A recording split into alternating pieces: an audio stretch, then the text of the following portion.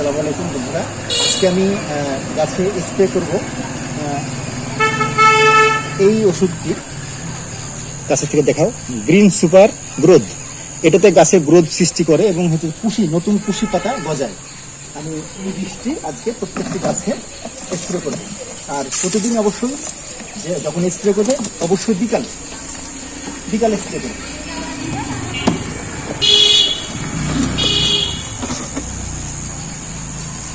এরকম ভাবে ভিজাই দিবেন।